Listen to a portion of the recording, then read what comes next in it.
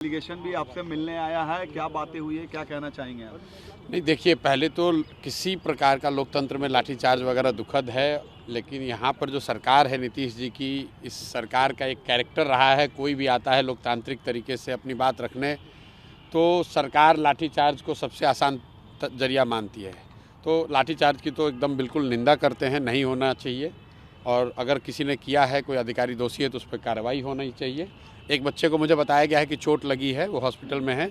हम लोग अपनी ओर से कोशिश कर रहे हैं कि उनको जो वहाँ मदद हो सकती है, शायद उनका पैर टूट गया है। जहाँ तक विषय की बात है, तो जो पूरा हल्ला हंगामा हुआ वो नॉर्मलाइजेशन को लेकर हुआ है, और मुझे लगता है कि इसके लिए सरकार का दोष इतना ही है कि उन्होंने समय रहते लिखित में उसको क्लियर नहीं किया। क्योंकि कल तो सरकार ने, अब जब हंगामा होने के बाद बता रहे हैं कि नहीं ऐसी कोई बात नहीं है, एग्ज़ाम एक ही पेपर से होगा या कोई इसमें नॉर्मलाइजेशन की बात नहीं है, तो मामला वो ख़त्म है। तो ये दिखाता है कि सरकार की लापरवाही की वजह से ये सारी परेशानी हुई, क्योंकि सरकार को वो करना ही नहीं था। सरकार अभी क्लैरिफाई कर चुकी है कि हमें नॉर्मलाइज नहीं करना था, नहीं करना है, एग्ज़ाम एक ही शिफ्ट में होगा, एक ही क्वेश्चन पेपर होगा, तो एज सच कोई मामला नहीं है। लेकिन कल जो बात हुई वो सरकार की जो कार्यशैली है, किसी बात को समय रहते क्लियर न करना, कोई आ गया डिमांड करने तो उस पर लाठीचार्ज करना या उससे बातचीत न करना, तो दुखद है, नहीं होना चाहिए। लेकिन दो मांगे हैं अभ्यर्थी की, एक मांग तो थी सर्वर को वापस से आप रिओपन नहीं, देखिए, वो सर्वर की मांग नहीं है, अभ्यर्थियों की, कुछ अभ्यर्थियों की शायद, जहाँ मुझे मेरी जो समझ बनी है कि वो ये चाहते हैं कि फॉर्म भरने के लिए डेट को और एक्सटेंड किया जाए। सरकार का ऐसा कहना है कि पहले ही एक बार डेट एक्सटेंड किया जा चुका है 20-22 दिनों के लिए। तो मुझे लग रहा है कि ज़्यादातर लोगों को चूंकि एक बार अवसर दे दिया गया है, तो फिर से अब उसका डेट एक्सटेंड करना नहीं करना वो सरकार का निर्णय है। सरकार करे तो कोई दिक्कत नहीं है, लेकिन अगर किसी वजह से सरकार नहीं करना चाह रही है, क्योंकि लॉजिस्टिकली कई चीज़ें चेंज करनी पड़ेंगी, तो वो कोई बहुत बड़ी बात नहीं है। विद्यार्थियों पर या समाज के किसी वर्ग के बात पर, प्रोटेस्ट पर, उनके लोकतांत्रिक अधिकार पर लाठीचार्ज कराना वो एक तरह से गलत है। और ये हुआ इसलिए कि सरकार ने समय रहते हुए अपनी स्थिति को उन्होंने क्लैरिफाई नहीं किया।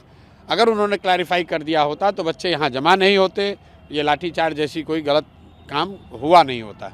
ममता बनर्जी ने कहा है कि अगर कांग्रेस नहीं लीड कर सकती है तो टीएमसी की जो लीडर है ममता बनर्जी, वो इंडिया ब्लॉक को लीड करेंगी। तो भाई, ममता जी सीनियर लीडर हैं, वो इंडिया कोalition वाले लीडर वाले जाने कि कौन लीड करेगा कौन नहीं करेगा, हम उस पर क्या टिप्पणी कर सकते हैं। कोई भी जो गठबंधन है, कोई गठबंधन या कोई कोalition है, ये उनका इंटरनल मामला है कि वो उसको कौन लीड करेगा। जहाँ तक हम लोग जानते हैं कि इंडिया अलायंस को कोई एज सच कोई एक व्यक्ति या दल तो कोई लीड कर नहीं रहा था।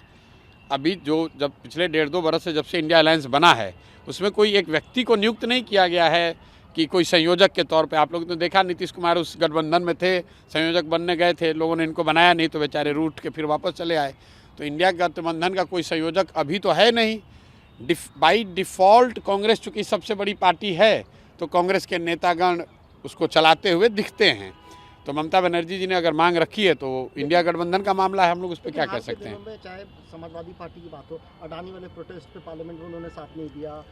अब देखिए, ये राजा ने कहा कि मेरे भाई, ऐसा है, ये उनका मामला है, इस पे प्रशांत किशोर की कोई टिप्पणी नहीं है। आप बिहार से संबंधित अगर कोई सवाल है तो कीजिए।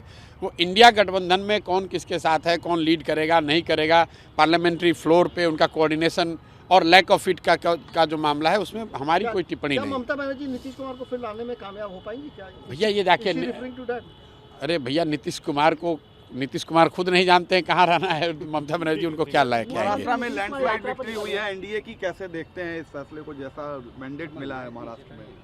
भाई, हरियाणा और महाराष्ट्र ये दिखाता है कि जो लोग भी विपक्ष की राजनीति कर रहे हैं, जो भाजपा को हराना चाहते हैं, उनको लंबी और कड़ी मेहनत करने की ज़रूरत है।